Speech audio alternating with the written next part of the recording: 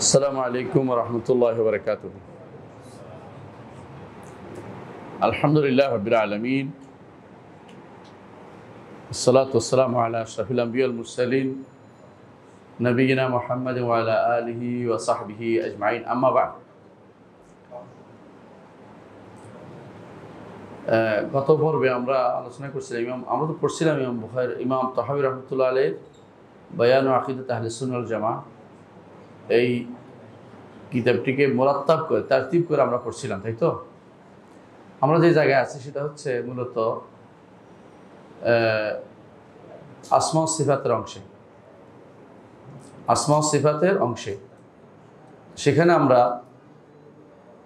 বলেছিলাম যে তাকদীরটা রুবুবিয়ত রব হিসেবে তিনি নির্ধারণ করেছেন, কিন্তু তাকদীরের মধ্যে যে কাজগুলি আছে সবগুলি হচ্ছে কি আসমা ও সিফাতের অংশ। কারণ ইলম আল্লাহ সিফা, কিতাব আল্লাহ সিফা, মাশিয়া আল্লাহ সিফা, খালক আল্লাহ সিফা। আর চারটি স্তর পুরোটাই হচ্ছে, এগুলির নাম হচ্ছে তাকদীর। তাকদীর নির্ধারণ চারটি স্তর।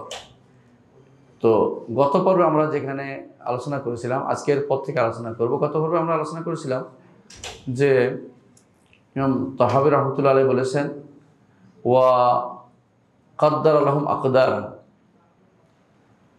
আল্লাহ তাআলা বান্দার জন্য তাকদীর নির্ধারণ করেছেন এবং বিভিন্ন ধরনের তাকদীর নির্ধারণ করেছেন। এবং কয় ধরনের তাকদীর নির্ধারণ করেছেন গত পর্বে এটা আমরা আলোচনা করেছি। এবং তাকদীর নির্ধারণের ক্ষেত্রে কী নীতি অবলম্বন করতে হবে সেটাও আমাদের আলোচনা হয়েছে, এবং কতগুলি মানুষ বিভক্ত হয়ে গেছে সেটাও বলেছি। আজকে আমরা ওই যেটা বলেছেন, আমরা প্রথমে বলছি ইলমের বিষয়টা আগে গেছে। আল্লাহ জানেন কত মানুষ জান্নাতি, কত মানুষ জাহান্নামী, কত সৃষ্টি পূর্ণতা পাবে, কত বৃষ্টি পূর্ণতা পাবে না, সব জানেন তিনি। দ্বিতীয় পর্বে লেখার জায়গায় ছিলাম। তাকদীরের একটা অংশ কিতাবা, লেখা। লেখাটার কথা এখানে আসছে, ওয়াদারাবা লাহুম আজালা, তাদের জন্য একটা মুদ্দত তিনি লিখেছেন। মুদ্দত মানে কি? একটা সময়। প্রত্যেকটি জিনিসের একটা সময় আছে যে এ পর্যন্ত সে টিকবে। ধরেন এমনকি কম্পিউটার কয়দিন টিকবে, আপনি কয়দিন বাঁচবেন, আমি কয়দিন বাঁচবো, প্রত্যেকটা জিনিস একটা আলাদা সময় নির্ধারণ করে দিয়েছেন। এটা কোনো এমন জিনিস নয়, দুই একটা জিনিস না, সবগুলোর আলাদা সময় নির্ধারণ করেছেন, প্রত্যেকটা জিনিস। তো এইটাই হচ্ছে তিনি বলছেন ওয়াদারাবা লাহুম আজালান, আল্লাহ তাআলা সৃষ্টির জন্য সময় নির্ধারণ করে দিয়েছেন, প্রত্যেকটা সময়। এই সময়টা আজাল বলে, এটা বলা হয় আজাল। আল্লাহ তাআলা কোরআনে কারীম বলছেন সূরা ইউনূসের 49 নম্বর আয়াতে, ইযা জাআ আজালুহুম ফালা ইস্তাখিরুনা সাআতান ওয়ালা ইস্তাকদিমুন, যখন যা আজালুহুম, সময় আসবে তাদের, কোনো কওমের ধ্বংসের সময় যখন আসবে, তখন ক্ষণিকের জন্য এদিক সেদিক হবে না, ধ্বংসটাও নির্ধারিত।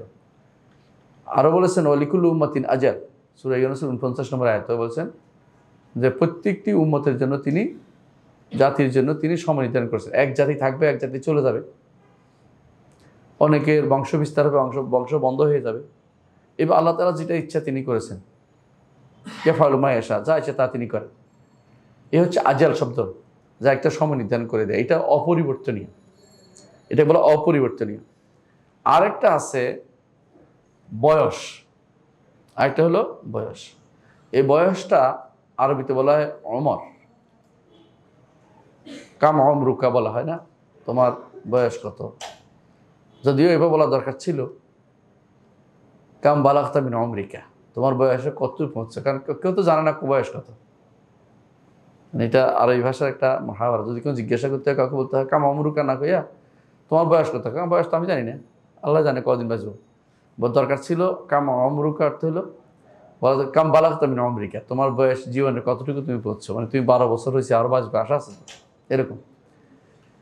তো আল্লাহ তাআলা কোরআনে কারীমে সূরা ফাতিরের 11 নম্বর আয়াতে বলছেন, ওমা ইউআম্মারু মিন মুআম্মারিন ওয়ালা ইউনকাসু মিন উমরিহি ইল্লা ফি কিতাব।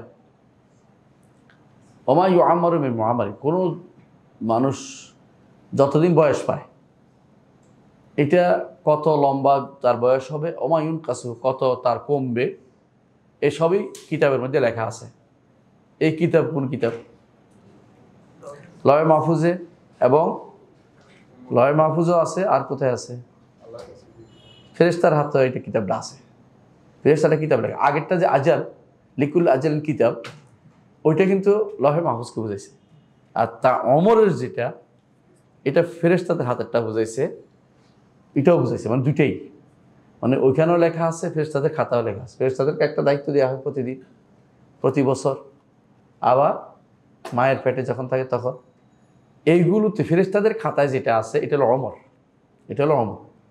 আর আল্লাহর কাছে যেটা আছে আজাল, লিকুল উম্মাতিন আজাল। পার্থক্যটা বুঝে আসছে তো? অনেকে এই পার্থক্যটা অনেক করতে না পারলে অনুবাদে ভুল করবে অনেক সময়। এই জন্য আল্লাহর কাছে এটা লহে মাহফুজে যেটা আছে ওইটা লা ইবাদদালু ওয়া লা ইউগাইয়ার, কোনো পরিবর্তন সেখানে হয় না। আল্লাহ তাআলা কোরআনে কারীমে এই জন্য বলেছেন মা ইয়ামহুল্লাহু মা ইয়াশা ইউসবিতু ওয়া ইনদাহুমুল কিতাব, সূরা রাদের 39 নম্বর আয়াতে বলছেন যে আল্লাহ তাআলা যা ইচ্ছা তা ইয়ামহুল্লাহ মিটিয়ে দেন, যা ইচ্ছা তা রাখে দেন। ওয়া ইনদাহুমুল কিতাব, তার কাছে তো উমুল কিতাব আছে। কারণ ধরেন ফেরেশতারা, আমি এখন যা বলতেছি, আপনি যা করতেছেন, ডাইনে বামে সব লিখে ফেলে, কিন্তু একটা মানুষ তওবা করলে মিটে যায়। আল্লাহর কাছে তওবার পরেরটা মানে শেষটাই লেখা হচ্ছে, সর্বশেষ ওইটা সহ শেষটাও লেখা হয়ে যাচ্ছে, বুঝলেন কিনা? তো অতিরিক্ত যে সমস্ত জিনিস লিখছে এগুলো আল্লাহ তাআলা মিটিয়ে দেন, এগুলি মাফ, এগুলি শেষ, এগুলো মিটিয়ে দেয়। এই জন্য আপনি যখন বলেন ওয়াফু আন্না, আল্লাহ আমাদের এগুলো সব মিটিয়ে দেন, ওয়াগফির লানা, আল্লাহ আমাদের ক্ষমা করে দেন, ক্ষমার গোফরানের পরে মিটিয়ে দেয়, এগুলো থাকে নিচ্ছিন্ন করে দেন, এগুলো শুধু এখানে হয়। উম্মুল কিতাবে যেখানে সেখানে কোনো পরিবর্তন পরিশোধিত হয় না। এজন্য দুইটা শব্দের দুইটা অংশ আমাদের মনে রাখতে হবে। একটা হলো কোনো, যখনই কেউ বলবে যে আল্লাহ তাআলার কাছে কোনো কিছু পরিবর্তন হয় কি না, বলে হ্যাঁ পরিবর্তন হয়, যেটা ফেরেশতাদের খাতায়, যেটা আল্লাহ তাআলার লহে মাহফুজে লেখা আছে, এখানে কোনো পরিবর্তন হয় না। ওইটা হচ্ছে মা ইবাদ্দালুল কাউল লাদাইয়া, আমার কাছে কোনো কিছু কওল পরিবর্তন হয় না, অর্থাৎ লহে মাহফুজে লেখা আছে ওখানে কোনো পরিবর্তন হবে না। তো বান্দা তো, ফেরেশতা তো অনেক কিছু জানে না, ফেরেশতা সবই লেখে, কিন্তু আল্লাহ তাআলা যেটা জানেন সেটা অনুসারে আল্লাহ তাআলা সেটাকে কী করেন, পরিবর্তন করে দেন, সেটা পরিবর্তন করে দেন। এটা সেটা অনুসারে, কোনটা অনুসারে করেন, যেটা তার কাছে লেখা আছে সেটা অনুসারে। ফেরেশতা তো আর গায়েব জানে না, ফেরেশতা লহে মাহফুজ থেকেও নিতে পারে না। এই জন্য এটা মনে রাখতে হবে যে ফেরেশতা কোত্থেকে নেয় সব কিছু। ফেরেশতারা তো নেয়, নস্খ করে, কপি করে, ফেরেশতারা কপি করে, কিন্তু ফেরেশতারা অর্থাৎ লাভ, আমরা যা বলি তাই লেখে, আমরা যা করি তাই লেখে, আমরা যা চিন্তা করি মনের ভিতরে উঠেছি তাও লেখে। কিন্তু আল্লাহ তাআলা যেটা তার লহে মাহফুজ অনুসারে রাখে, বাকিটা তার বান্দাকে তওবা করার সুযোগ দেন, তওবা করে বান্দা মাফ পেয়ে যায়। বান্দাকে বলেন দোয়া কর, বান্দা দোয়া করে, সেটা অনুসারে তারে বৃদ্ধি করে দেন। বান্দাকে বলেন যে তুমি সদকা করো, সদকা করলে ওটা দূর করে দেন, বুঝে আসছে?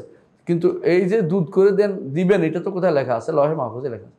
ফেরেশতারা তো অনেক কিছু লিখে বলছে, এগুলো সবগুলিকে আল্লাহ তাআলা তখন ভ্যানিশ করে দেন, যে এগুলি আর দেখার দরকার নেই, আমার কাছে লেখা আছে, যেগুলি তোমার তার দরকার এটা লেখা আছে। তো সেই হিসাবে আমরা বলতে পারি যে তাকদীরের এই নির্ধারণটা দুই ভাগে বিভক্ত, একটা হচ্ছে আম, একটা হলো খাস। একটা হলো আম, একটা হলো খাস। তাকদীর আম হচ্ছে যেটা 50,000 বছর আল্লাহ তাআলা যা সৃষ্টির 50,000 বছর আল্লাহ তাআলা যা লিখেছেন লহে মাহফুজে, এটা তাকদীর আম। আর একটা হলো তাকদীরে খাস, এটা হচ্ছে মায়ের পেটে, আরেকটা হলো লাইলাতুল কদরে, আরেকটা হলো রাতের শেষ প্রহরে, প্রতি রাতের শেষ প্রহরে। এই তিনটা হচ্ছে তাকদীরে খাস, এই তিনটা হচ্ছে তাকদীরে খাস। তো যা পরিবর্তন হয় তা হচ্ছে এগুলি ফেরেশতাদের খাতা, আর যা পরিবর্তন হয় না এগুলো আল্লাহ তাআলার লহে মাহফুজে কোনো পরিবর্তন নাই, সেখানে কোনো পরিবর্তন হবে না। তো এটাই হচ্ছে যেখানে বলে পরিবর্তন হয়, এটা এই আয়াতের ব্যাখ্যা। সূরা ফাতির 11 নম্বর আয়াতে বলছেন মা ইউআম্মারু বিমুআম্মারিন ওয়ালা ইউনকাসু মিন উমরিহি ইল্লা ফি কিতাব, কারো যদি ওমর বর্ধিত হয়, কারো যদি ওমর কম হয়, সেটা কিতাবের মধ্যে আছে, অর্থাৎ সেটা এই ফেরেশতাদের খাতার মধ্যে উল্লেখ করা হয়েছে, সেটা সেখানে বর্ধিত এবং কমতি করা হয়। এটা এক অর্থ এই আয়াতে। এই আয়াতে আরেক অর্থ হচ্ছে, আরেক অর্থটা এটা অনেকে করছে, এটা কি, যে একজনের ওমর আল্লাহ তাআলা বাড়িয়ে দিবেন, আরেকজনের ওমর আল্লাহ কমাই দিবেন, এটা কিতাবে আছে। এই হিসাবে হলে এটা লহে মাহফুজকে বুঝাচ্ছে। এটা তো আসলে, এটা তো তখন আপেক্ষিক হয়ে যাচ্ছে, আপনার ওমর 50 বছর, আরেকজন ওমর 10 বছর, এই যে আপেক্ষিকতা, এটা বুঝাচ্ছে। এইটা আসলে উদ্দেশ্য এখানে নাও হতে পারে, কিন্তু যে উদ্দেশ্য হয় এটা হলো যে আল্লাহ তাআলা তিনি কিছু কিছু কাজের মাধ্যমে বান্দার মধ্যে, বান্দার বয়সের মধ্যে, বান্দার জীবনের মধ্যে প্রবৃত্তি ঘটান মূল বয়সের মধ্যে। সেটা কীভাবে? হাদিসে আছে, রাসূলুল্লাহ সাল্লাল্লাহু আলাইহি ওয়াসাল্লাম বলেছেন, কেউ যদি চায় তার রিজিকে প্রশস্তি আসুক। রিজিক কি লাউহে মাহফুজে লেখা হয় নাই? তাহলে প্রশস্তি কেমনে আসবে? ফেরেশতাদের খাতায় প্রশস্তি আসবে। ওয়ুনসালু ফি আযারিহি, এবং তারপরে তার কথা উল্লেখ করা হবে মানুষের কাছে। ফালিয়াসিল রাহিমাহু, সে যেন আত্মীয়তা সম্পর্ক বজায় রাখেন। যে ব্যক্তি আত্মীয়তা সম্পর্ক বজায় রাখবে, আত্মীয়তা সম্পর্ক তত বজায় রাখবে, সে ব্যক্তির রিজিকে প্রবৃত্তি হবে এবং তার কথা পরবর্তীতে মানুষ স্মরণ করবে। উত্তম, যেমন আমরা ইবনে তাইমিয়ার কথা স্মরণ করি, ইবনে কাইয়িমের কথা স্মরণ করি। আরেকটি হাদিসে রাসূলুল্লাহ সাল্লাল্লাহু আলাইহি ওয়াসাল্লাম বলেছেন, ওয়ালা ইয়াজিদু ফিল উমরি ইল্লাল বির, নেক আমল মানুষের বাড়িয়ে দেয়, বয়স বাড়িয়ে দেয়, তাই না? ফিল উমর বাড়িয়ে দেয়, কিন্তু আজাল বলে নেই। এর অর্থ হচ্ছে এটা ফেরেশতাদের খাতায় বাড়ে। কারণ মূল যেখানে লেখা আছে ওখানে লাস্টটাই লেখা আছে। আরেকটা এই হাদিস দ্বারা বোঝা গেছে যে একজন মানুষের বয়স যেটা বাড়ে কমে এগুলি হয়, কিন্তু এটা হচ্ছে ফেরেশতাদের খাতায়, এবং এগুলি লাস্ট যেটা এটা ইয়াতে লেখা হয়েছে, লাউহে মাহফুজে লেখা হয়েছে, লাউহে মাহফুজে লেখা হয়েছে, সেটা অনুসারেই লাস্ট জিনিসটা লেখা হয়েছে, যেটা লাস্ট হবে এটাই লেখা হয়েছে। ইবনে আব্বাস রাদিয়াল্লাহু আনহু এই জন্য বলতেন যে ইয়ামহুল্লাহু মা ইয়াশা ওয়া ইউসবিতু ইনদা উমুল কিতাব। এই আয়াতের তাফসীরে তিনি বলেছেন যে ফেরেশতাদের খাতায়, আর উম্মুল কিতাবে তিনি বলেন এখানে কোনো পরিবর্তন হয় না। অর্থাৎ ইয়ামহুল্লাহু মা ইয়াশা ইউসবিতু, এটা হলো ফেরেশতাদের খাতা, ও ইনদা উমুল কিতাব হচ্ছে আল্লাহ তাআলার লাউহে মাহফুজ। দুটোই একই আয়াতে উল্লেখ করা হয়েছে। এটা ইবনে আব্বাস রাদিয়াল্লাহু আনহু বর্ণনা। এটা বোঝা যাচ্ছে যে আল্লাহ তাআলা যেটা নির্ধারণ করেছেন পূর্বে এটা অপরিবর্তন, এটা পরিবর্তন হয় না। এটাই ইমাম তাহাবী বুঝাতে চেয়েছেন, ওয়া দারাবা লাহুম আজালান, আর তিনি তাদের জন্য আজাল নির্ধারণ করেছেন। আজাল অর্থ কি? প্রত্যেকটি জিনিসের আজাল আছে। স্বাস্থ্য কতদিন ভালো থাকবে, আজাল। রিজিক কী পাবে, আজাল। এটার একটা সময় নির্ধারণ করেছেন, এবং মানে যত রকমের একটা মানুষের অ্যাক্টিভিটিস হইতে পারে সবটা তিনি নির্ধারণ করে রাখছেন ওখানে। তো ফেরেশতাদের কাজ কী তৈরি, ফেরেশতারা ওইটা লেখে, বন্দা কী করে লেখে, ফেরেশতারা তো অ্যাপ জানে না। তো আল্লাহ তাআলা সেটা অনুসারে, বন্দা তওবা করলে সেটা অনুসারে রেখে বাকিটা কী করেন, মিটিয়ে দেন। এটা হলো আয়াতের অর্থ। আশা করি বুঝছেন জিনিসটা। তাহলে ইমাম তাহাবী রাহমাতুল্লাহ যেটা বলতে চেয়েছেন সেটা হচ্ছে যে পরিবর্তন হয়, তবে ফেরেশতাদের খাতায়, আল্লাহ তাআলার লেখাতে কোনো পরিবর্তন হয় না। এখানে একটা জিনিস বলে, অনেকে বলে থাকেন যে তাকদিরে মুআল্লাক এবং মুবরাম দুটো শব্দ বলে থাকেন। তাকদিরে মুআল্লাক অর্থ কি? লটকে আছে, সিদ্ধান্তহীনতায় আছে। এটা একটা মিথ্যা কথা। কোনো কিছু সিদ্ধান্তহীন নাই, সব কিছু আল্লাহ তাআলা সিদ্ধান্ত দিয়ে দিয়েছেন সব কিছুই। কেন? কুল্লু সাগীরিন ওয়া কাবীরিন মুস্তাতার, ছোট বড় সবই লেখা আছে। মুআল্লাক যদি এটা উদ্দেশ্য হয় যে পরিবর্তন এখানে ফেরেশতাদের খাতায় হতে পারে, তাহলে ঠিক আছে। ফেরেশতার খাতায় পরিবর্তন হয়, আমরাও জানি, বলছি, এটাই। কিন্তু একটা জিনিস মনে রাখতে হবে, আল্লাহ তাআলার কাছে ওইটা নির্ধারিত, কেন আল্লাহ তাআলা তো ওইটাও জানেন যে ফেরেশতা বান্দা কী করবে, জানে না? জানেন কিনা? এটা তো আল্লাহ তাআলা নির্ধারণ করে রেখেছেন, বান্দা কী করবে এটা নির্ধারণ করছেন। এখানে জানার অর্থ এই নয় যে বান্দা করবে আল্লাহ জেনে নিচ্ছেন, এটা নয়। জ্ঞানের অর্থ, আল্লাহ তাআলার জ্ঞান তো কোনো অর্জিত জ্ঞান নয়। আল্লাহ তাআলার জ্ঞান হচ্ছে তিনি নির্ধারণ করছেন, যে কী নির্ধারণ করছে বান্দার জন্য তিনিই জানেন। কেউ জানে না তিনি বান্দার জন্য বান্দার জন্য কী নির্ধারণ করছেন, তিনি একমাত্র আল্লাহই জানেন। সুতরাং এই তারা বোঝা গেল যে আল্লাহ তাআলা বান্দার জন্য নির্ধারণ করেছে। এই নির্ধারণ করাটা রুবুবিয়তের একটা অংশ, আসমা সিফাতের একটা অংশ। রুবুবিয়তের অংশ কেন? কারণ যিনি রব তিনি অবশ্যই নির্ধারণ করবেন। রব হবেন কেন? তিনি রব হতে হলে তাকে অবশ্যই সৃষ্টিগুলো সব কিছু তিনি নির্ধারণ করবেন। বুঝে আসছে কথাটা? আমরা উদাহরণ দিতে পারি, যে উদাহরণ আল্লাহর জন্য ওয়ালিল্লাহিল মাসালুল আলা, আল্লাহর জন্য উত্তম উদাহরণ বা কার্যকর। সেটা কি? একজন মানুষ যখন একটা মেশিন বানায় তখন কিন্তু একটা দেয় যে এতদিন পর্যন্ত এটা থাকবে, লংজিভিটি, ঠিক না? মানুষ ধারণা করে বলে হয়তো এর বেশিও থাকে কমও থাকে, কিন্তু আগে নষ্ট হয়ে গেছে, এটা হতে পারে। কিন্তু আল্লাহ তাআলা তো সবই জানেন। আলা ইয়ালামু মান খালাকাহুল লতীফুল খাবীর, যিনি সূক্ষ্মদর্শী তিনি তো সবই জানবেন। সুতরাং তিনি যা নির্ধারণ করেছেন এটা এদিক সেদিক কিছুই হবে না, এটা অপরিবর্তনীয়, এটা অপরিবর্তনীয়। তো বান্দা যেটা করছে, সৃষ্টি যেটা করছে, এটা পরিবর্তন হতে পারে। সৃষ্টি কী করে? এই বান্দার এতদিন থাকতে পারে, এতদিনটা হতে পারে, তারটা ফেরেশতারা লিখতেছে, আর এই কাজটা হইতে, কিন্তু সবগুলি তা আল্লাহ তাআলা যেটা লিখছেন ওইটার খাতে সব মিললে ঠিক আছে, না মিললে তিনি সেটাকে পরিবর্তন করে দেন। এটা হলো এই ইমাম তাহাবী রাহমাতুল্লাহ বক্তব্যের অর্থ। এরপর ইমাম তাহাবী রাহমাতুল্লাহ আলাইহি বলছেন, ওয়া কুল্লু শাইইন ইয়াজরি বিমাশিয়াতিল্লাহ ওয়া ইলমিহি ওয়া কাদাহি ওয়া কাদারি। মাশিয়া বুঝছেন তো? মাশিয়া অর্থ কি? 3 নম্বর জায়গা। প্রথমটা কি ছিল? ইলম। দ্বিতীয়টা কি ছিল? কিতাবা, লেখক। 3 নম্বর হচ্ছে মাশিয়া। এই জন্য তিনি বলতেছেন ওয়া কুল্লু শাইইন ইয়াজরি, সব কিছু চলে। ইয়াজরি অর্থ কি? চলছে। জারি হয় পানি, যেমন ইয়াজরি ফানি চলতেছে আর কি, চলতে দুনিয়াতে বেমাশিয়াতিল্লাহ, আল্লাহর ইচ্ছা অনুসারে। ও আইলমিহি, সিরিয়াল করে নাই, তিনি বলে দিচ্ছেন তার এলম অনুসারে চলে। এবং কাদাইহি, তার ফয়সালা অনুসারে। আমরা ইনশাআল্লাহ এলম এবং ফয়সালার মধ্যে পার্থক্য করবো, কাদা এবং কাদারের মধ্যে। ও কাদরি, এবং তার নির্ধারণের মধ্যে। নির্ধারণ এবং কাদার পার্থক্য কি এটা একটু পরে বলছি। তারপর বলতেছেন গালাবাত মাশিআতুহু আল মাশিআতি কুল্লিহা, আল্লাহর ইচ্ছা যাবতীয় ইচ্ছাকে চাপিয়ে যাবে। আল্লাহর ইচ্ছা যাবতীয় ইচ্ছাকে চাপিয়ে দেবে। দলিল আল্লাহ তাআলা কোরআনে কারীমে বলেছেন ওমা তাশাউনা ইল্লা ইনশা আল্লাহ, তোমরা যাই চাও না কেন আল্লাহ তাআলাই যা চাইবেন সেটা ছাড়া তোমাদের চাওয়া কোনো মূল্য থাকবে না। তোমরা চাইলে আল্লাহ চাওয়ার অনুসারে হইতে হইবে, নইলে এটা হবে না, তোমার চাওয়া কাজে লাগবে না। হ্যাঁ, আল্লাহ তাআলা যেটা চাইছে সেটাই কাজে লাগবে। তোমার বান্দা কি চাইবে না? বান্দা চাইবে, কিন্তু সাথে সাথে আল্লাহর উপরও নির্ভর করবে। বান্দা চাইবে, আল্লাহর উপরে নির্ভর করবে। আপনি চাইবেন ধরেন যে আমার এতগুলি টাকা হোক, আমি একটা বাড়ি করি, একটা গাড়ি করি, আমি এতগুলো মসজিদ দেব, সবই আপনার দান করবেন, সব কিছু আছে। এগুলি কোথায়? এগুলি আপনার চাওয়া, কিন্তু এগুলো আল্লাহর চাওয়া অনুসারে না হলে হবে না। আল্লাহ চাওয়া অনুসারে না হলে হবে না। এটা হচ্ছে গালাবাত মাশিআতুহু আল মাশিআতি কুল্লিহা, তার ইচ্ছা সমস্ত ইচ্ছাকে চাপিয়ে দেয়। এই জায়গাতে ভুল করে কারা? মুতাজিলারা এই জায়গাতে ভুল করে। তারা প্রথমত এলমের কথা অস্বীকার করে কেউ, তো সবাই না। আল্লাহ জানেন কিনা বলে যে আল্লাহ এখন জানছেন, এইটা বলো কি কুফরি। এই প্রথম যারা তাকদীর অস্বীকার করতো তারা কিন্তু এলমকে অস্বীকার করতো, লেখাকে অস্বীকার করতো। আমরা এটা আপনাদেরকে বলেছিলাম, মনে আছে কিনা, যে এই ইবনে ওমর রাদিয়াল্লাহু আনহুর কাছে যখন নিয়ে আসা হয়েছিল যে মা'বাদ আল জুহানি, গাইলান দিমাশকি, মা'বাদ জুহানি, সুসিন সওয়াই বলে, ওরা কি করতো? অস্বীকার করতো, আল্লাহ আগে জানে না, যখন হয় তখন জানে মনে করতো। বুঝতে আসছে তো? এবং এরাই ছিল জাহাম ইবনে সাফওয়ান, জাহাদ ইবনে দিরহামের পূর্বসূরি। তো এরা এই কাজগুলো পূর্বসূরি, এরা ওই সময় আসে নাই, এরা পরে আসছে, জাহাদরা পরে আসছে, এগুলো আগে। তো ওই সময়ে এরা শুরু হয়েছিল প্রথম এই তাকদীর অস্বীকার করা। তারা কিন্তু আল্লাহর ইলমকে অস্বীকার করতো, আল্লাহর লেখাকে অস্বীকার করতো, আল্লাহ তাআলার চাওয়াকে অস্বীকার করতো, আল্লাহ তাআলার খলকে অস্বীকার করতো, তিন সারিফটাই অস্বীকার করে বসতো।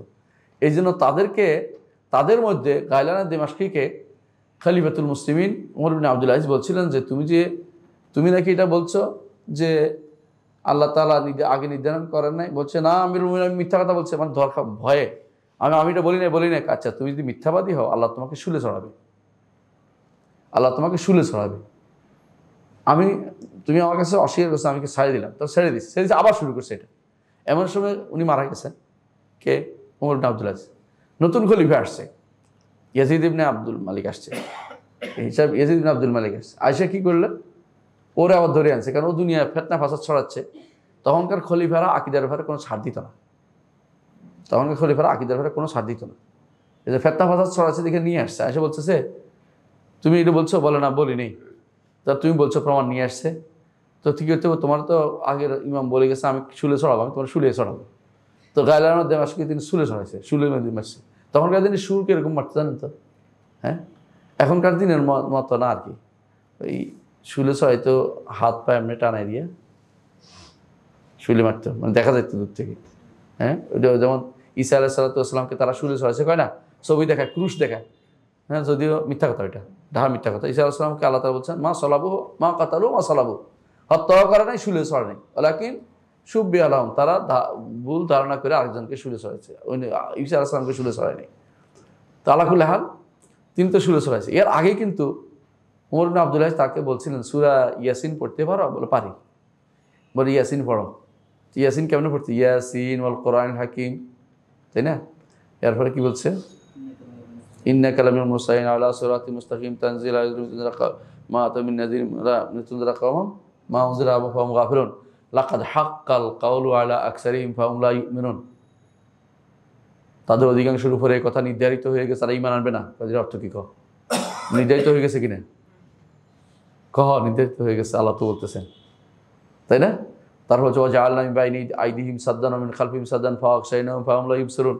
সামনে বাধা দিয়েছি, পিছনে বাধা দিয়েছি, এমনভাবে তাদের ডেকে রাখছি তারা চোখে দেখবে না। কে করছে এটা? আল্লাহ। আল্লাহ তার নির্ধারণ করছে কিনা? সামনে পিছনে বাধা দিছে কিনা? দিছে। তো বলছে তুমি আমি মনে হয় প্রথম করার আয়াত করতেছি, আমি ভুল বুঝছিলাম, আমি ভালো হয়ে যাচ্ছি। সত্যি ভালো হয়ে গেল তো ভালো, নাহলে তোর কিন্তু স্কুলে চড়াবে।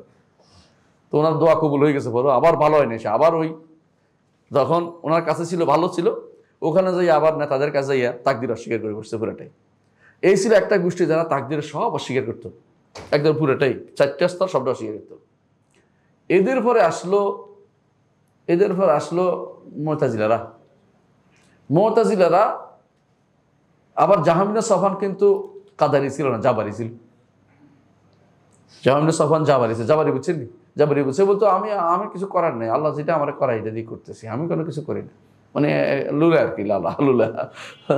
তো মুতাজিলারা আবার ওই পুরাতনটা টেনে নিয়ে আসছে, তাকদিরটা কি দেখি না, আল্লাহ দুইটা জিনিস মানি, তারা দুইটা মানতো আর দুইটা মানতো না। দুইটা কি? আল্লাহ জানেন, তবে জানেন যে আমরা করব বলে আল্লাহ জানেন, মানে আমরা যেটা করবো এই হিসেবে আল্লাহ জানেন। আল্লাহ জানা অর্থ নির্ধারণ করে না, কথা বুঝছেন? মুতাজিলা কেন করছে এটা জানেন তো? কেন বলছে এটা? আল্লাহ খারাপ গুণ থেকে দূরে রাখা, নিয়ত ভালো ছিল, সব ভালো নিয়তে ভালো পাওয়া যায় না। নিয়তটা ভালো ছিল যে আল্লাহ যদি নির্ধারণ করে দোষটা তো আল্লাহকে দিতে হয়। আল্লাহ আমি গুনাহ করছি, আল্লাহ নির্ধারণ করছে না, গুনাহটা আমি নিজেই করছি, বুঝছেন কথাটা? তো এর দুইটা মানতো, আল্লাহ জানেন আমি করব বলে, আল্লাহ জানেন বলে লিখছেন। এক নম্বর লিখছেন কেন, মানে জানেন এই জন্য লিখছেন, বুঝছেন তো? আমি করব বলে শুধু আল্লাহর দোষ নেই, আমার করার দোষ। আল্লাহকে বাঁচাইতে চাইছে কি থেকে? খারাপ কাজ থেকে, কথা বুঝছেন তো? কিন্তু ঘুরে ফিরে এমন এক কথায় আসছে যে কথাটা মারাত্মক। এখন হয়ে গেছে কি, বান্দা হচ্ছে ফার্স্ট পারসন, আল্লাহ হচ্ছে সেকেন্ড পারসন। কথা বুঝেন নাই? বান্দার করবে তাই আল্লাহ লিখছেন, তো করবেটা কোত্থেকে করলো? অথচ আল্লাহ বলতেছেন ওমা তাশাউনা ইল্লা ইয়াশা আল্লাহ, আল্লাহ না চাইলে তোমরা চাইতেই পারো না। বুঝে আসছে কথাটা? সুতরাং আল্লাহ চাইছে, এটা সিদ্ধান্ত নিতে তোমাকে বলতে হবে। এই জন্য বলছো রাসূলুল্লাহ সাল্লাল্লাহু আলাইহি ওয়াসাল্লাম বলেছেন কি, যখন কেউ বিপদ হয় কি বলতে? কাদ্দারাল্লাহু ওয়া মা শাআ ফাআল। আর যখন গুনাহ হয় কি বলতে? রব্বানা যালামনা আনফুসানা। মানে গুনাহ হলে নিজের উপর দোষ নিতে বলছে। আর যদি বিপদ হয় নিজের উপর দোষ নিতে বলে নাই, বিপদ হলে নিজের উপর দোষ নিতে বলে নাই, বিপদ হলে তাকদীর কথা বলতে বলছে, যে আল্লাহ নির্ধারণ করছে বলে আমার হয়েছে, অসুবিধা নেই, আল্লাহ বিপদ নির্ধারণ করছে আমার জন্য। কিন্তু গুনাহটা আল্লাহ নির্ধারণ করছে, কিন্তু আল্লাহর উপর দোষ দেওয়া নিষেধ। বলতে হবে আল্লাহ আমি ভুল করে ফেলেছি, ভুল তো ঠিক করছে, করে না তাতে গুনার কারণ হচ্ছে গুনাহ তো শরীয়তের সাথে সম্পৃক্ত হয়, গুনাহ তো শরঈ বিষয়, বুঝেন না কথাটা? কাউনি বিষয় না, যেটা আল্লাহ নির্ধারণ আল্লাহ করেছে যেটা না, মানে শরঈ বিষয় গুনাহগুলি। কারণ আল্লাহ বলছে নামাজ পড়তে আপনি পড়েন নাই, আল্লাহ বলছে হারাম খাইতে হালাল খাইতে হারাম করতে আপনি হারাম খাইছেন, শরীর বিষয় না। আল্লাহ বলছে ইমান আনতে আপনি ইমান আনেন না, আল্লাহ বলছে এটা করতে আপনি করেন না, তো এটা গুনাহগুলি কিসের? শরঈ বিষয়। আর শরঈ বিষয়ে আপনাকে কিন্তু শরীয়ত পালনের প্রতি ক্ষমতা দেওয়া হয়েছিল, আপনাকে যেহেতু শরীয়ত প্রতিপালনের ক্ষমতা দেওয়া হয়েছে, আপনি মানেন না, তখন আপনি তওবা করবেন। আর কাউনি বিষয়, প্রাকৃতিক বিষয়, ওখানে আপনার তো কোনো কিছু ছিল না। আপনার উপর হঠাৎ করে পাখি আপনার গায়ের উপরে কি করে দিছে, কাকে কামটা সারাই দিছে, এখন আপনি এটা কিছু করার নাই, আপনি কি করবেন? কাদ্দারাল্লাহু মা শাআ ফাআল, আল্লাহ তাকদীর লিখছে যে পাখি এখানে মাথার উপর দিয়ে কিছু একটা করে দিবে, তাই না? অন্য কিছু বললাম না, ভয় পাবেন এই জন্য। যদি বলেন যে অ্যাক্সিডেন্ট করা করছে, বললাম না, ওইটাতে কি বলতে হবে? যেহেতু আমার এখানে কোনো শরঈ বিষয় নেই, এখানে কি বলতে হবে? আল্লাহ এটা লিখছেন। এই জন্য বলতে হবে ইন্না লিল্লাহি ওয়া ইন্না ইলাইহি, বিপদের সময় দেখছেন তো, গুনার সময় ইন্না লিল্লাহি, গুনার সময় কি ইন্না লিল্লাহি বলতে, হ্যাঁ ঠিক আছে আমরা আল্লাহর জন্য, কিন্তু উদ্দেশ্য কি? তওবা ইস্তেগফার করতে, রব্বানা আস্তাগফিরুল্লাহ আস্তাগফিরুল্লাহ, ইস্তেগফার করতে, আল্লাহ আমি ক্ষমা চাই, আল্লাহ ভুল করছি, আমার ভুল হয়েছে, আমি ওদিক গেলাম না কেন, আমি চেষ্টা করলে তুমি তো আমাকে সঠিক পথ দিতে, আমি চেষ্টা করিনি, আমার চেষ্টা ভুল ছিল, ত্রুটি ছিল, এই জন্য আমি সঠিক পথে থাকতে পারিনি। কিন্তু বিপদ হলে কি করতে হবে? বিপদ হলে এটা না, তবে ইস্তেগফার, বিপদ হলে আল্লাহ এটা লিখছেন, এবং আল্লাহ যা চেয়েছেন তা লিখছেন। এটা বলে নাই যে আমি যা চেয়েছি তাই তো আল্লাহ লিখছি, এটা বলে নাই। পার্থক্যটা বিশাল দুইটার মধ্যে। তো মুতাজিলারা এটা করছে কি, শেষের দুইটা অস্বীকার করছে। শেষের দুইটা কোনটা? চাওয়া এবং সৃষ্টিটা। কিন্তু তারা মনে করতো বান্দার আমল বান্দা সৃষ্টি করে, এই জন্য আগেকার দিনের আলেমরা তাদেরকে বলতো যে মাজুস, এরা মাজুস কেন? মাজুসিরা মনে করে খালকুল খায়র হচ্ছে আল্লাহ, খালকুল শারকে বলতো যে একটা হলো ইয়াজদান বলতো আল্লাহকে, আর খালকুল খায়র ইয়াজদান, খালকুল শার হচ্ছে আহারমান। এরা ইয়াজদানকে খালিকুল খায়ের, কল্যাণের স্রষ্টা, আর হারমানকে অকল্যাণের স্রষ্টা।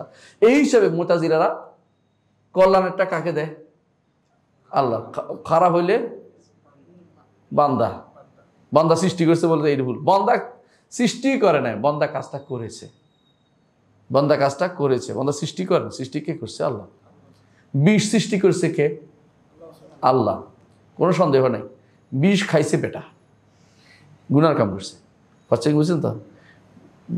বেটা গুনার কাম করছে, বিষ খাইয়া, বিষ খাইয়া বেটা গুনার কাম করছে, কিন্তু বিষটা সৃষ্টি করছে আল্লাহ। মৃত্যুটা দিছে কে? আল্লাহ। নাকি নিজে মরে গেছে?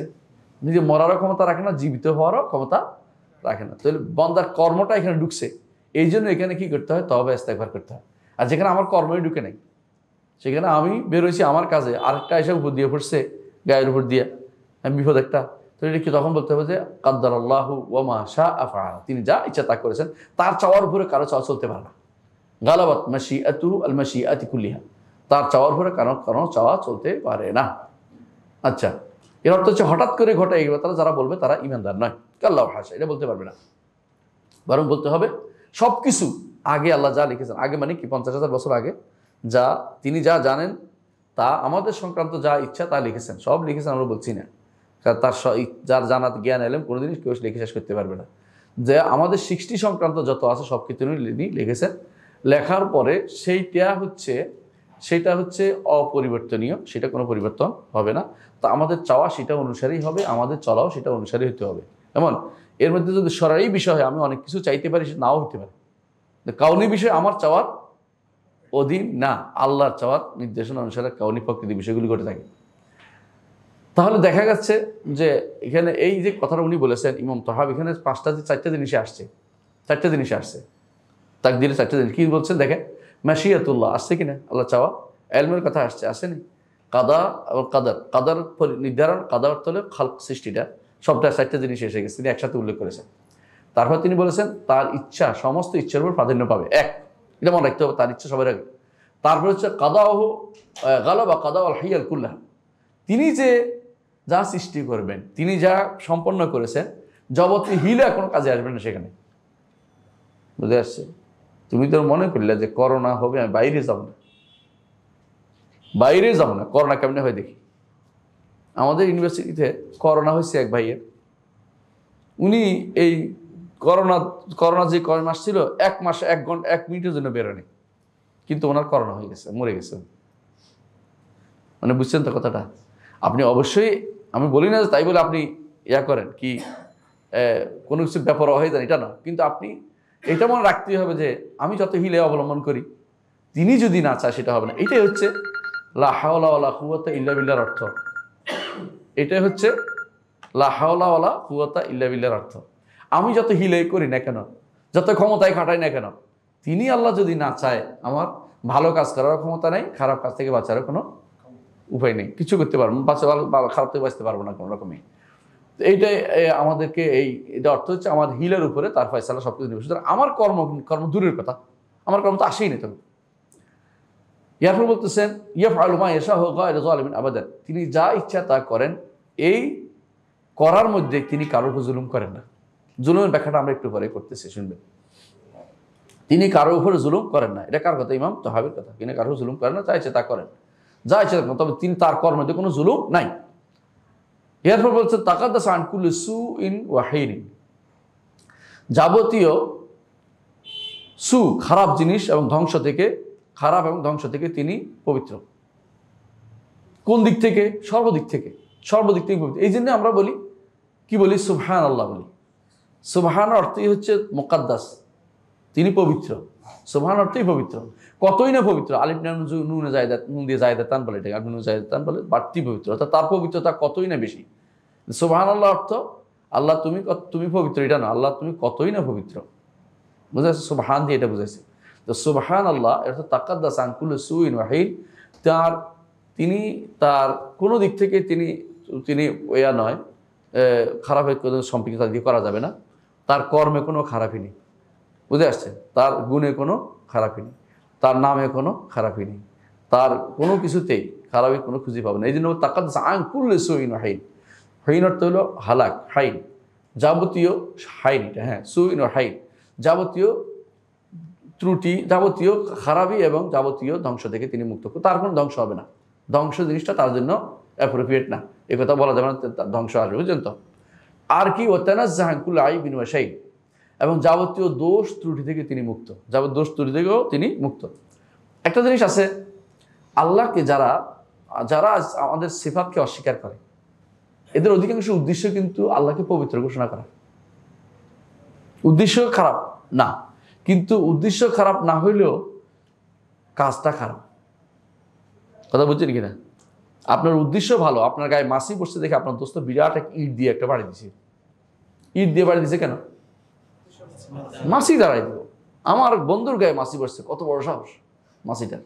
কিন্তু উদ্দেশ্য ভালো হইলেও বন্ধু তো শেষ, বন্ধু তো মরে গেছে, বুঝছেন না কথাটা? তো আমাদের দোস্তরা যারা আমাদের আশেপাশে বেড়ায়, দোস্ত বললাম আর কি বুঝার জন্য, এরা আল্লাহকে পবিত্র ঘোষণা, পবিত্র করার নিয়তেই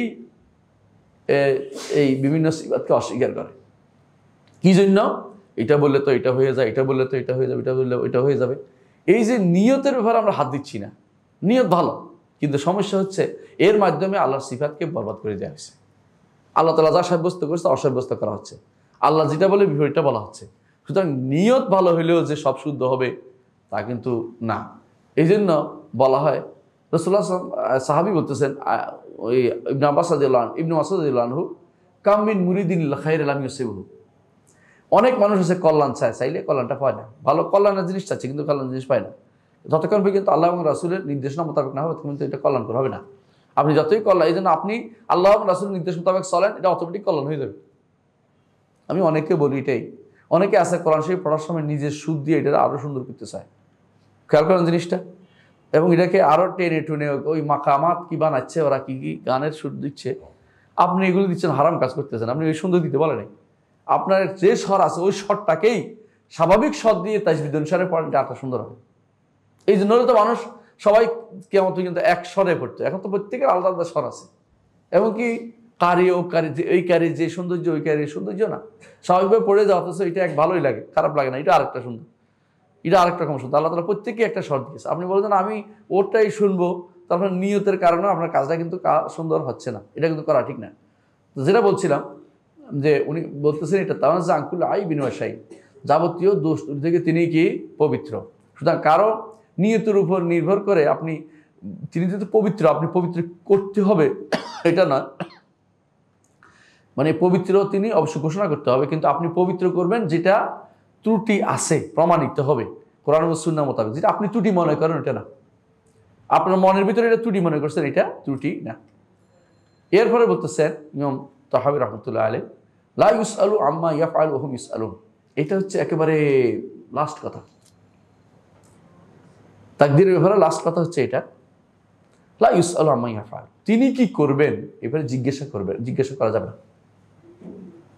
তিনি কি করবেন, তিনি কেন বৃষ্টি দিলেন এখন, তিনি কেন এখন ঠান্ডা দিলেন, তিনি কেন গরম দিলেন, এসব প্রশ্ন করতে পারবেন না। এই জন্য কখনো কখনো মানুষ যে আল্লাহর নির্ধারণের বিরুদ্ধে কথা বলে, এটা তখন আল্লাহ তাআলার তাকদীরের বিরুদ্ধে কথা বলা হয়, এটা কখনো জায়েজ না। এই জন্য মানুষ অনেকেই যারা বলে আল্লাহ আমাকে দেখলো আর কাউকে দেখলো না, নাউযুবিল্লাহ, এটা কখনো জায়েজ নেই এটা বলা। তাহলে আল্লাহ এই সময় বৃষ্টি দিল, আপনার থেকে আল্লাহ ভালো বুঝেন, তিনি কি করবেন তিনি জানেন, আপনার বলা কথা বলার অধিকার নাই। লা ইউসআলু আম্মা ইয়াফআলু ওয়া হুম ইউসআলুন। এই জন্য কোনো ব্যক্তির জন্য উচিত না এটা বলা যে আল্লাহ তাআলা সম্পর্কে, আল্লাহ তাআলার কর্ম সম্পর্কে প্রশ্ন করা উচিত না। এই জায়গাতে হেরে গেছে কারা? মুতাজিলারা হেরে গেছে প্রথম আগেই, কাদারিরা হেরে গেছে। কাদারিরা হচ্ছে আল্লাহ যদি লেখে, আল্লাহ যদি জানে তাহলে তো আমাদের সমস্যা হওয়ার কথা। মুতাজিলা হেরে গেছে, আল্লাহ চাইলে তো আমাদের চাওয়ার বিপরীত হয়ে যাচ্ছে, আল্লাহ সৃষ্টি করলে তো আমাদের কর্মে যে আল্লাহ সৃষ্টি করে, তা আমরা কি অপরাধ, আমরা তো করি নি, তাহলে আমাদের কোনো অপরাধে নেই। হ্যাঁ, এবার জাবরীদেরও চলে আসতে হবে, সুতরাং এদের বাদ দিয়ে না না না না, তো কি করতে হবে, আমরাই সব নিজ হাতে নিজের ভাগ্য রচনা করি। নাউযুবিল্লাহ। হ্যাঁ, অনেকে লেখে তো, তিনি এরপর আর পিছনের দিকে তাকাইতে হয় না, উনি নিজের ভাগ্য নিজে, ঠিকই বলছেন, এগুলি বিভিন্নভাবে লেখে। নাউযুবিল্লাহ।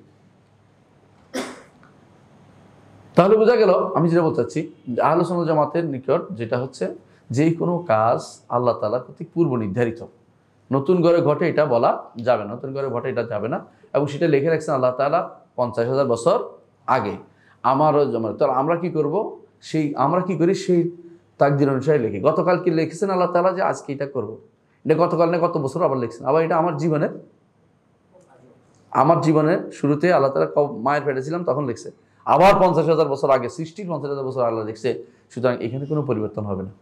এখানে কি করতে হবে? ভালো পাইলে আলহামদুলিল্লাহ, খারাপ পাইলে নিজের উপর দোষ দিতে হবে। ফালা ইয়ালুমান্না ইল্লা নাফসা ফামান ওয়াজিদা খায়রান ফালিয়াহমাদিল্লাহ। কোন হাদিসে আছে? হাদিসে আবু দারদা রাদিয়াল্লাহু বিখ্যাত হাদিস, সহিহ মুসলিমের, এবং এটা লম্বা একটা হাদিস। ইয়া ইবাদি ইন্নী হারামতু যুলমা আলা নাফসি ওয়া জাআলতু বাইনাকুম মুহাররামান ফালা তাযালামু। হে আমার বান্দারা, আমি নিজের উপর নফসকে জুলুমকে হারাম করেছি, তোমাদের উপর হারাম করে দিলাম, সুতরাং নিজের উপর তোমরা একে অপরের জুলুম করিও না। এরপর ইয়া ইবাদি ইন্নাকুম তুযনিবুনা বিল-লাইল, আর তোমরা রাতের বেলা গুনাহ করো, দিনের বেলা আমি তোমাদের ক্ষমা করে দিই। আমার কাছে গুনাহ ক্ষমা চাও, আমি ক্ষমা করে দেবো। ইয়া ইবাদি, আমার বান্দারা, তোমরা কুল্লুকুম আরিন, তোমাদের কোনো কাপড় চোপড় নাই, আমি যারা কাপড় দিয়ে সে পড়তে পারবা। তোমাদের কোনো রিজিক নেই, আমি যারা সে দিই, আমার কাছে চাও, আমি তোমাকে দিব। এভাবে লম্বা একটা হাদিস, খুব চমৎকার হাদিস, মুখস্থ করার বিষয় হাদিস। কারণ এটার মধ্যে অনেক মাসালা আছে। এই একটা মাসালা দিয়ে একজন মানুষ এমফিল পিএইচডি করতে পারবে, একটা হাদিস দিয়ে। এত সুন্দর একটা হাদিস, গবেষণার বিষয় এত সুন্দর। আপনি দেখবেন অনেক মাসালা বেরোচ্ছে, হাদিসটা পড়বেন। হাদিসে আবু যর রাদিয়াল্লাহু আনহু, এটার উপরে ব্যাখ্যা করছে ইমাম ইবনে রাজব রাহমাতুল্লাহ আলাইহি। হাদিসটা ব্যাখ্যা করে একটা বই লিখছে, হাদিসটার উপর ব্যাখ্যা করে একটা বই লিখছে, হাদিস আবু যর রাদিয়াল্লাহু আনহু। এটা হাদিসে কুদসি, এটা কিন্তু হাদিসে কুদসি খুব বড়। ওইটার মধ্যে আছে, ওই আজকে প্রশ্ন করেছেন আপনারা যে যে তোমরা আমার কোনো ক্ষতি করতে পারবে, এটার কথা, ক্ষতির প্রশ্ন আসছে না, কষ্ট না, ক্ষতি তো নাই, কষ্টের কথা বলছে অন্য একটা হাদিসে, কষ্ট অন্য একটা হাদিসে না। ওইখানে তোমরা লান তাবলুগু দাররিফা তাদুরুনি, আমার ক্ষতি করার মধ্যে তোমরা একত্র হলে কিছু ক্ষতি করতে পারবে না। ক্ষতি পৌঁছার তোমার কোনো ক্ষমতাই নেই, ক্ষতির বিষয়টা। আচ্ছা যাক, যেটা বললাম, এখানে কিছু মাসালা আছে, এগুলো উল্লেখ করতে চাই। এক নম্বর হচ্ছে যে তাকদীরের দুইটা স্তর আমরা আগেই বলেছি। এর মধ্যে দুইটা হচ্ছে কোনো কিছুর হওয়ার আগেই হয়েছে দুইটা। একটা হচ্ছে ইলম এবং কিতাব, আল্লাহর জ্ঞান এবং আল্লাহর লিখে রাখাটা আমাদের আসার আগে হয়েছে, 50,000 আগে, 50,000 বছর পরে। আর দুইটা আগে হয়েছে, পরেও হয়। বুঝেন কিনা? আগে হয়েছে, পরে বুঝছেন কিনা? চাওয়াটা আগেও চাইছেন আল্লাহ, এখনও চান। সৃষ্টি আল্লাহ আগেও করেছেন, এখনও করেন। পার্থক্য বুঝছেন তো? কিন্তু লেখার ইলম যেটা, এটা আগে তিনি সম্পন্ন করেছেন। এই সাইডটা আমাদেরকে বুঝতে হবে যে দুইটা আগে থেকেই নির্ধারিত, আগে থেকে কমপ্লিট করা। আর দুইটা আগে হয়েছে, এখনও হচ্ছে, আর দুইটা আগে হচ্ছে, এখনও হচ্ছে। এই দুইটা এখানে। আর ইলমের বিষয়টা আমাদের জানা দরকার। ইলমে দুই ভাগে হচ্ছে, ইলমে কুল্লি, ইলমে জুজই। ইলমে কুল্লি হচ্ছে সবার ব্যাপারে জানা, আরেকটা হলো জুজই হ। ধরেন আল্লাহ তাআলা আগে থেকেই জানেন যে আপনি মসজিদে আসবেন। আজকে যখন মসজিদে আসছেন, এটা জুজিভাবে এটা আল্লাহ তাআলা এখন এটাও জানছে। এই জানার আগেরটার বিপরীত না, এই জানা আগেরটার বিপরীত না, ওইটা অনুসার হয়েছে। বুঝে আসছে কথাটা? একটা ইলমে কুল্লি, ইলমে জুজি, মানে মূলটা তিনি পুরোপুরি তিনি জানেন। এখন হচ্ছে হওয়ার পরে জানা, এটাও আগেরটার বিরোধী না। তো আল্লাহ তাআলা দুইভাবে জানেন। একটা হচ্ছে কুল্লি, আগে থেকে সব জানেন, আগে থেকে সব লিখছেন, আগে থেকেই হওয়া চাইছেন, হবে, হওয়ার পরেও তিনি জানেন যে এটাও একটা ইলম। এই জন্য কোরআনে কারিমে বারবার বলছে লিয়ালামাল্লাহু মান ইয়াখাফু বিল গায়ব। কোথায় বলছে? ওই যে বলছে যে তোমরা, হে ইমানদারগণ, তোমরা যখন হজে যাইবা, এহরাম অবস্থা থাকবা, তখন তোমাদের সামনে কেবল গুড় গুড় করবে কি? শিকার, খরগোশ। দেখতেই কেবল মারতে ইচ্ছা করবে, ইস খরগোশের গোস্ত, সেই রকম, তাই না? বলতে পারেন, আমি তো আর খাইনি, খাইলেও মনে নাই, বলবো না এখন আর ঘটনা। তো বলতেছিলাম যে তো সেরা যারা সাধারণত আরবরা খরগোশের খুব পছন্দ করে, খরগোশ গোস্ত পাইলে খুব পছন্দ করে। এবং কি তারা ওই বন্য গাই একটা আছে, ওইটাও পছন্দ করে। বন্য গাই চিনেন? বন্য গাই একটা ক্রম আছে, এটা এতে পাওয়া যায় বাংলাদেশে, ওই পার্বত্য চট্টগ্রামও আছে। নীলগাই যেটাকে বলে, হ্যাঁ, এটা খুব পছন্দ করে ওখানে। আবার ধরেন বন্য গাদা, এটাও আরবরা পছন্দ করে। এটা বন্য গাদা চিনেন? জেব্রা, বন্য গাদা কিন্তু জেব্রাই। তো মানুষ কিন্তু বন্য গাদা একদিন আমরা বুঝি না, ফলে জেব্রা বেরোয়েছে, ছবিটাও দেখি বুঝছি এটা বন্য গাদা, আর কিছু না। তো এই যে এগুলি তখন আসে, সামনে আসে কেন? আল্লাহ তাআলা বলছে লিয়ালামাল্লাহু মান ইয়াখাফুল গায়ব, যাতে আল্লাহ জেনে নেন কে তারে না দেখে ভয় করতেছে। বুঝছেন কিনা? পরীক্ষা করতেছে, সামনে আসে, ঘুরবে, বুঝছেন? ঠিক অনুরূপভাবে মানুষ অনেক সময় আল্লাহ তাআলা ইমানের পরীক্ষা নেন। এই বেপরদা নারী একটা ঘুরবে গাড়বে আপনার সামনে, হারাম আপনার সামনে একেবারে কোটি কোটি টাকা লিয়ে আইছে, লটারি আপনার সামনে এসে পৌঁছে গেছে, আমেরিকা যাওয়ার জন্য আপনার কাছে পুরো একটা সুযোগ এসে গেছে। একটা একটা উদাহরণ দিচ্ছি আর কি, বুঝেন? আল্লাহ তাআলা পরীক্ষা করছেন ইমানের, তাই? এই যে লিয়া আলামা, আল্লাহ জেনে নেন, এই জানার অর্থ কি আল্লাহ আগে জানতেন না? জানেন কুল্লিয়া, এখন হচ্ছে জুজি, মানে হওয়ার পরেও জানবেন। এটা এটার বিরোধী না, আগেরটা অনুসারেই হবে, কিন্তু হওয়ার পরেও তিনি হওয়াটা জানবেন যে হয়েছে এটা। এ বিষয়ে আমি আমার ফাতাওয়াল হামাবিয়াল কোবরার মধ্যে বিস্তারিত আলোচনা করেছি। দেখছো, পড়ছো মনে? তোমরা যারা পড়ছো তোমরা দেখছো বইটার মধ্যে বিস্তারিত। এর অর্থ হচ্ছে এটা এক দুইটার কুল্লি এবং জুজই, এই আলেমটা আল্লাহ তাআলা সাব্যস্ত করতে হবে। লেখার বিষয়টা আমরা বলছি, লেখাটা কুল্লি যেমন আছে, লেখাটা জুজি আছে। ফেরেশতারা ছোট একটা জিনিস লেখে, এখন লিখতেছে জুজি, আগে যেটা হয়েছে এটা কি কুল্লি, আগে লিখছে। তাহলে এই দুইটা জিনিস আগের, আর দুইটা জিনিস হওয়ার পরের। একটা কি? একটা হচ্ছে বান্দা ইচ্ছা, কোনো কিছু তিনি ইচ্ছা করছেন, বান্দা ইচ্ছা করছে, আল্লাহর ইচ্ছার পরে বান্দার ইচ্ছাটা হয়েছে, বুঝে আসছে? আল্লাহর ইচ্ছা আছে দেখে বান্দা এটা কাজ হয়েছে, আল্লাহর ইচ্ছা করে নাই, বান্দার ইচ্ছা কাজে হবে না। তো যদি কোনো সবাইকে যদি কোনো ইচ্ছা করার অনুমতি যেমনি ইচ্ছা এমনি হওয়া যেত, তোর জগৎ কিন্তু কি হইতো? ফেতনায় ভরে যেত, জগৎ ফেতনায় ভরে যেত। মানুষ উত্তর দিতে, মানুষ কোনোদিন এই ইচ্ছা অনুসারে ফেতনা ভরে যেত কেন? আমি চাইতাম যে পুরো পৃথিবীটা আমার হোক, আরেকজনের চাইতে আমার হোক, ফেতনা ভরে, বুঝছেন তো? আপনার ইচ্ছে সবকিছু হইলে জগতের মধ্যে শান্তি পাওয়া যেত না। হ্যাঁ, আল্লাহ তাআলা বলছেন যে ওয়ালাউলা দাফুরনা সে বাদাহুম বিবাদিন লাফাসাদাত সাওয়াবিয়া লাহাদ্দামাত সাওয়াবিয়া, যদি কোনো আল্লাহ তাআলা একে অপরকে দমন না করতেন তাহলে দুনিয়া ব্যাগটা একে অপরে ধ্বংস করে ফেলেছে। এই জন্য আল্লাহর ইচ্ছা অনুসারে চলবে, আপনার ইচ্ছা অনুসারে সবকিছু হবে না। আপনার ইচ্ছার ভালো দিক কি, খারাপ দিক কি, সবচেয়ে বেশি বুঝেন কে? আল্লাহ ছাড়া কেউ বুঝে না। এটা এত ভালো দিক কেউ বুঝতে পারবে না, মানে আল্লাহ বুঝেন যে এটার ভালো দিক কি। আপনার সব ইচ্ছা হলে সবাই কি করতো? একে অপরে মাইরে এটার দাম সব নিয়ে নিত। আপনার ইচ্ছের জন্য কার্যকর হয় না সব জায়গায়। কখনো হয় কেন? আরেকজনের পরীক্ষা করার জন্য, অথবা নিজেকে পরীক্ষা করার জন্য। দিয়ে দেখছি তুমি কি করো। ওই ব্যাটার কাহিনী আপনাদের মনে আছে, এক লোককে রাসূলুল্লাহ সাল্লাল্লাহু আলাইহি ওয়াসাল্লাম দোয়া করছেন যেন তারে কি হয়? সম্পদ হয়। সম্পদ হয়েছে আর কি হয়েছে? ধীরে ধীরে মসজিদ থেকে দূরে, আস্তে আস্তে জামাত থেকে দূরে, এরপরে কি হয়েছে? জুমা থেকে দূরে, এরপরে জাকাত থেকে দূরে। বুঝে আসছে তো? কারণ দোয়া দেখো, এই জন্য আল্লাহর কাছে চাইতে যাওয়ার সময় আপনি চাইবেন ভালো জিনিস, অবশ্যই চাইবেন। কিন্তু দুনিয়া চাইতে হলে অবশ্যই আপনাকে বলবেন চাইবেন, এবং যদি না দেয় রাগ করবেন না, আল্লাহ ভালো জানেন। এর মধ্যে কোনো কল্যাণ তো অবশ্যই আছে, যেটা আল্লাহ তাআলা যেটা ভালো জানেন সেটা করেছেন। এই জন্য বলতে হয় কাদ্দারুল্লাহ ওয়া মা শাআ ফাআলা, আয় হাযা কাদারুল্লাহ, এটা হচ্ছে আল্লাহর পক্ষ থেকে নির্ধারণ, আল্লাহ যা ইচ্ছা তা করেছেন। জি, এখানে দুইটা শব্দ আছে, একটা হচ্ছে আল্লাহর তাআলার জন্য কাদা এবং কাদার, দুটো শব্দ ব্যবহৃত হয়।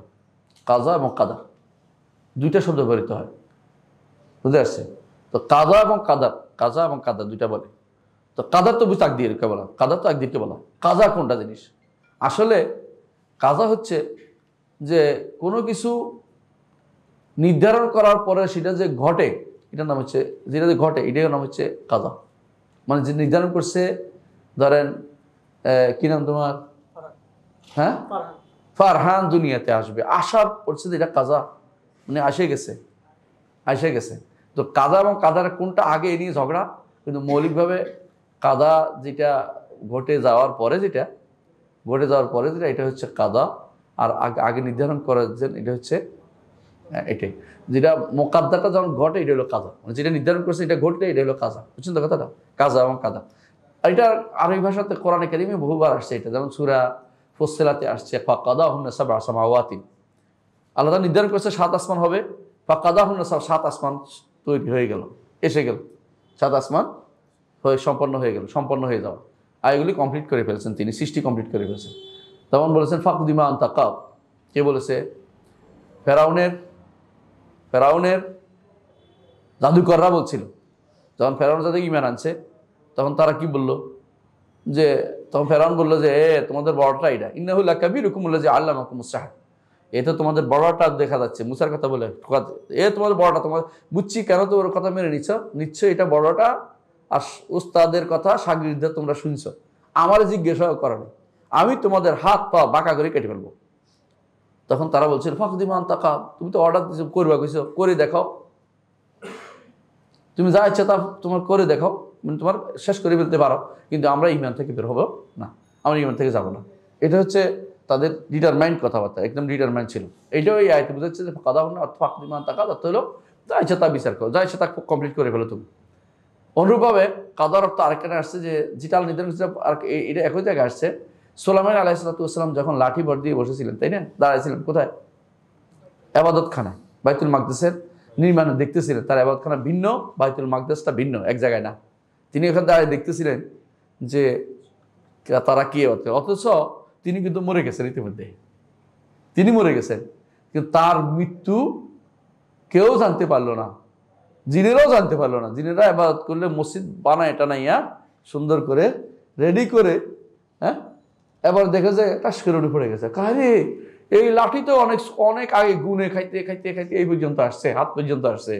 আমরা এতদিন পর্যন্ত এই ব্যাঘাতটা কেন খাইলাম? তখন তারা বলছে যে আরে গায়েব যদি জানতাম তাহলে তো আমরা অনেক আগেই এগুলো ছেড়ে দিতাম। গায়েব তো আমরা জানতে পারি না, আমরা তো গায়েব জানি না। জিনরা কোনো গায়েব জানে না, কিন্তু মনে করে জিন গায়েব জানে কিন্তু কাফের হয়ে যাবে সঙ্গে সঙ্গে। তো এখানে তখন তারা, তো এখানে একটা আয়াত আছে, আল্লাহ তাআলা বলছেন ফালাম্মা কাদাইনা আলাইহিল মাউত, যখন তাকে আমরা মৃত্যু দিয়ে দিলাম। তাহলে কাদা অর্থ কি? অনুষ্ঠিত হওয়া, নির্ধারণ করতে আল্লাহ আগে তো নির্ধারণ করে সবকিছু।